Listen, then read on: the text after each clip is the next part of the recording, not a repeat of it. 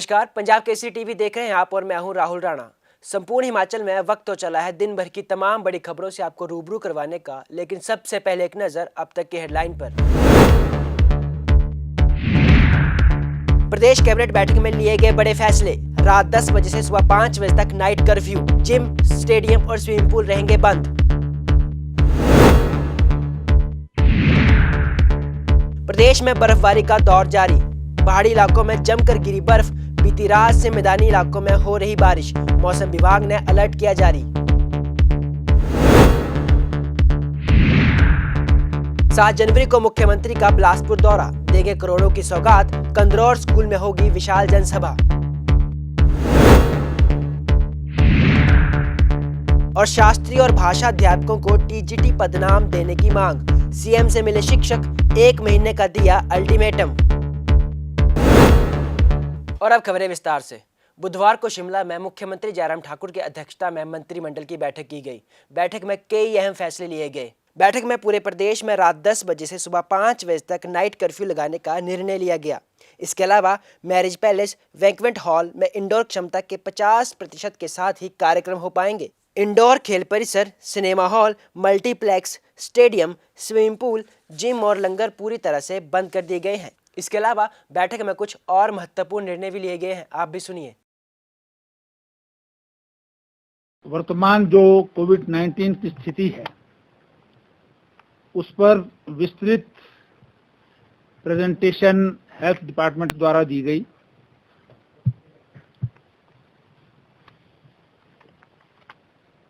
कोविड-19 के active cases में बढ़ोतरी जो है वो नोटिस की जा रही है।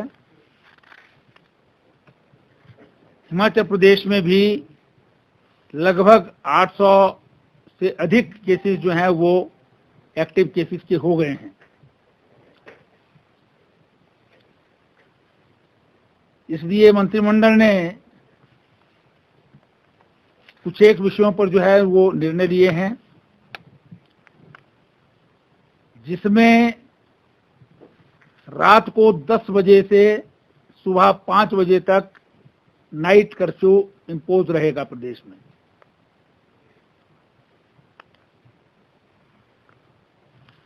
इसके अलावा सारे प्रदेश भर में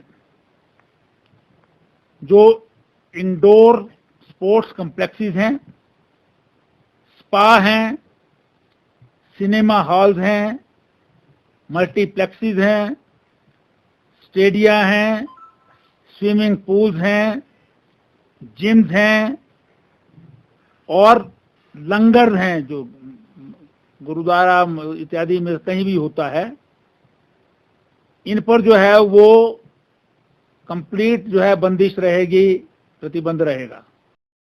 जो सोशल गैदरिंग्स हैं उसमें भी जो है वो जितनी इंडोर कैपेसिटी है उसके 50% पर ही वो हो सकेगी, उससे अधिक जो है वो उस हॉल में नहीं हो सकेगी। चाहे ये मैरिज प्लेसेस हैं या बैंक्वेट हॉल्स हैं, किसी प्रकार की गैदरिंग। जो हिमाचल प्रदेश में पार्ट टाइम वाटर कैरियर थे शिक्षा विभाग में, जिनके जो हैं वो 11 साल पूरे हो गए हैं, 7 साल पार्ट टाइम के और 4 साल डेली वेजर पे। ये पीरियड पहले 14 साल हुआ करता था, 8 साल पार्ट टाइम और 6 साल डेली वेजर, जो जयराम सरकार ने जो है घटा करके 11 साल कर दिया है। उसके कारण जो है वो 30 सितंबर 2021 को जो 11 साल की सर्विस पूरे कर चुके हैं उनको जो है वो रेगुलराइज करने का निर्णय लिया है। और इसमें लगभग 1782 वाटर कैरियर्स को लाभ होगा रेगुलराइजेशन का। प्रदेश में बीती रात से बर्फबारी और बारिश हो रही है। लगातार हो रही बर्फबारी के कारण बागवानों के चेहरों पर खुशी आ गई है। देखिए हमारी ये खास रिपोर्ट। पिछले लंबे समय से प्रदेश में सूखे की स्थिति बनी हुई थी। प्रदेशवासियों को लंबे समय से अच्छी बारिश और बर्फबारी का इंतजार था, जो अब पूरा हुआ है। बीते कल से पूरे प्रदेश में बारिश और बर्फबारी का दौर जारी है, जिससे किसान, बागवान और कारोबारियों के चेहरे खिल उठे हैं। साथ ही पूरा प्रदेश शीतलहर की चपेट में आ गया है। इसी कड़ी में मंडी जिला में बारिश और बर्फबारी होने के चलते तापमान में भारी गिरावट दर्ज की गई। लोग ठंड से बचने के लिए गर्म वस्त्रों और आग का सहारा ले रहे हैं। मंडी शहर के स्थानीय लोगों का कहना है कि काफी लंबे समय के बाद बारिश होने से मौसम काफी ठंडा हो गया है, लेकिन ये बारिश किसानों और बागवानों के लिए वरदान साबित होगी। पर यहाँ चलो ठंड महसूस करना बहुत जरूरी है। पर आप सबसे पहली प्रॉब्लम थी बारिश की। बहुत ज़्यादा बारिश होगी तो भी हमारा फसल का काम भी तभी होगी। बारिश नहीं होगी तो माल खेत में चले जाओ, बिल्कुल आग भड़की हुई है। वहीं जिला सोलन में भी आज सुबह से ही रुक रुक कर हल्की बारिश हो रही है, जिसके चलते तापमान बेहद नीचे गिर गया है। ऊंचाई वाले पहाड़ों के आसपास हल्की धुंध भी दिखाई दे रही है। सोलन वासियों और किसानों को इस बारिश का पिछले काफी समय से इंतजार था।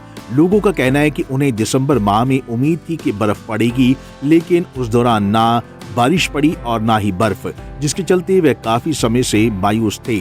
लेकिन अब बारिश हो रही है, जिसकी वजह से उन्हें अब थोड़ी राहत मिलने की उम्मीद है। जो हल्की हल्की बारिश हो रही है, इससे हमें बहुत खुशी की बात है कि जो पिछले 2-3 महीने से सूखा चल रहा था, जो सूखी ठंड पड़ रही थी और जिससे बीमारियां फैल रही थी, खांसी जुकाम, उससे हमें कम से कम निजात मिल गई। और जो पिछली बारी जो था कि पिछले साल दिसंबर में बर्फ़बारी हो गई थी, इस बारी जो है हमारा दिसंबर महीना जो सूखा गया। तो उम्मीद है जो कल से बारिश लगी हुई है और संभावना है कि आज शायद बर्फ़बारी भी हो सकती है। और हम उम्मीद करते हैं कि बारिश भी खूब हो और हो सके तो बर्फ़बारी भी हो जाए। उसके लिए बहुत अच्छी बात है, बागवानों के लिए भी और आम लोगों के लिए भी। वहीं पर्यटन नगरी मनाली में भी इस साल की पहली बर्फबारी हुई। मंगलवार सुबह से ही मनाली के पर्यटन स्थलों पर सोलांग नाला, कोठी व गुलाबा में बर्फबारी शुरू हुई, जबकि बुधवार को मनाली के मॉल रोड पर जमकर हिमपात हुआ। मनाली आए हुए हजारों पर्यटकों ने मॉल रोड पर बर्फबारी का लुत्फ उठाया। मनाली में सुबह के समय पर्यटक वाहन सोलांग नाला तक गए और जनजीवन भी सामान्य रहा, लेकिन दोपहर बाद सभी स्नो पॉइंट बर्फ से लकदक हो गए। उधर लाहौल घाटी में भी जनजीवन प्रभावित हो गया है। जिला मुख्यालय केलांग में 1 फुट हिमपात हुआ है। मनाली एसडीएम डॉक्टर सुरेंद्र ठाकुर ने पर्यटकों से आग्रह किया है कि वे ऊंचाई वाले क्षेत्रों में न जाएं। जिला प्रशासन ने अलर्ट जारी करते हुए पर्यटकों को मनाली से बाहर न जाने की अपील की है और माल रोड में ही बर्फ का लुत्फ उठाने को कहा है। मौसम बहुत आ रहा है, थोड़ा सा लोग अपना सिर्फ सेफ्टी और कोविड की वजह से भी थोड़ा सा ध्यान रखें। सोशल डिस्टेंसिंग और मास्क का पूरा यूज़ करें जितना हो सके। दिल्ली से आई हूँ और फर्स्ट टाइम मैं स्नोफॉल देख रही हूँ, बहुत अच्छा लग रहा है। एंजॉय कर मैं तो कहूँगी कि सभी लोग आएँ और एंजॉय करें, न्यू ईयर का मजा लें, बहुत अच्छा लग रहा है। हमको बिल्कुल भी पता नहीं था। हम लोग जिसमें ट्रैवल कर रहे थे वोल्वो में, वो लोग बोल रहे थे आप लोग बहुत लकी हो कि आपको यहाँ पे मतलब बर्फ़ पड़ती हुई मिल रही है, स्नोफॉल हो रहा है, तो बहुत मज़ा आ रहा है। हम लोग बहुत एंजॉय कर रहे हैं यहाँ पे। नहीं, मैं तो सब लोगों को बोलूँगा कि आप लोग मनाली आइए और बहुत बढ़िया एनवायरनमेंट है, बहुत मस्त मज़ा आ रहा है एकदम। भारी बारिश और बर्फबारी से जहां पूरा प्रदेश शीतलहर की चपेट में है, वहीं किसान, बागवान और पर्यटन कारोबारियों सहित पर्यटक और आम लोग इस बारिश और बर्फबारी से काफी खुश हैं। पंजाब केसरी टीवी के लिए मंडी से सीमा शर्मा और सोलन से कीर्ति कौशल के साथ कुल्लू से मनमिंदर अरोड़ा की रिपोर्ट। 7 जनवरी को मुख्यमंत्री बिलासपुर दौरे पर आ रहे हैं। इस दौरान वे जिलावासियों को 207 करोड़ की परियोजनाओं की सौगात देंगे। उनके दौरे को सफल बनाने के लिए सदर मंडल भाजपा ने तैयारियां शुरू कर दी हैं। कंदरौर सीनियर सेकेंडरी स्कूल के खेल मैदान में मुख्यमंत्री जयराम ठाकुर जनसभा को संबोधित करेंगे। ये जानकारी सदर हलके के विधायक सुभाष ठाकुर ने दी। आज की प्रेस में एक तो हमारा ये हिमाचल प्रदेश के मुख्यमंत्री, लोकप्रिय मुख्यमंत्री जी का कार्यक्रम स्थगित हो गया था पिछली बार बारिश के कारण, तो वही प्रोग्राम या 7 तारीख का कार्यक्रम, और इस 7 तारीख के कार्यक्रम में मुख्यमंत्री जी 10 बजे बिलासपुर के लिए और बिलासपुर पहुंचेंगे। तो 10 बजे या कंदरौर के सीनियर सेकेंडरी स्कूल में जनसभा को संबोधित करेंगे और इसमें 207 करोड़ की हमारी जो स्कीम्स हैं और जो वो उनका लोकार्पण भी करेंगे और शिलान्यास भी करेंगे, जिससे बिलासपुर सदर चुनाव क्षेत्र के जो डेवलपमेंट के काम हैं, कोरोना काल में भी वह रुके नहीं हैं, उन कामों का लोकार्पण भी करेंगे, शिलान्यास करेंगे और कुछ घोषणाएं भी करेंगे जो बिलासपुर के लिए और बिलासपुर के लोगों की तरफ से डिमांड है, तो वह घोषणाएं भी करेंगे।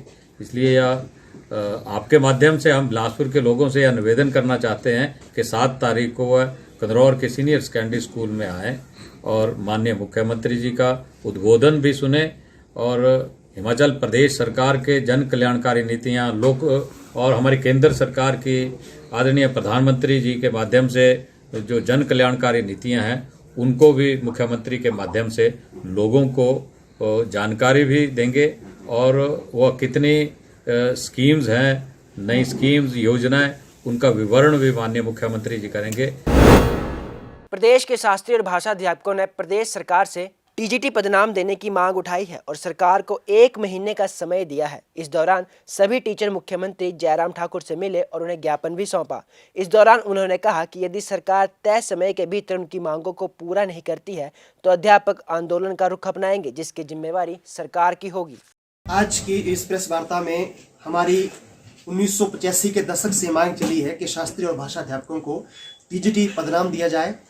उस टीजीटी पदनाम देने के संदर्भ में आज हम माननीय मुख्यमंत्री जी से मिले, शिक्षा मंत्री जी से मिले और शिक्षा सचिव जी से मिले और हमने ये कहा कि आप पहले वित्त की समस्या को आड़े लाते थे, लेकिन अब वित्त की समस्या का कोई भी जो है ऐसा नहीं है कि वित्त आड़े आ रहा है, तो अब हमें ये पदनाम मिल जाना चाहिए।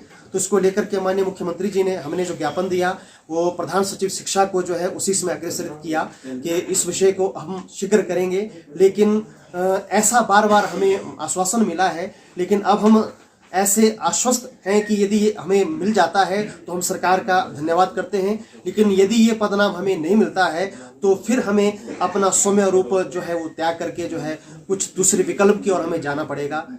इसलिए हम सरकार से आशान्वित हैं कि सरकार हमें इस पदनाम को देगी, क्योंकि अंग्रेजी भाषा वालों को जब ये पदनाम दिया गया है, अंग्रेजी पढ़ाने वाला टीजीटी हो सकता है तो हिंदी और संस्कृत पढ़ाने वाला क्यों नहीं हो सकता हिमाचल में, जब यहाँ की प्रथम और दूसरी राजभाषा हिंदी और संस्कृत है।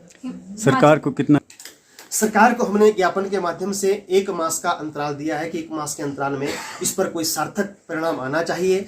मुख्य सचिव की अध्यक्षता में जो बैठक होनी हो वो बैठक हो, उसमें हमारे प्रतिनिधियों को भी शामिल किया जाए। यदि वो नहीं होता है तो फिर हम बजट से पहले जो है दूसरे विकल्प की ओर जाएंगे।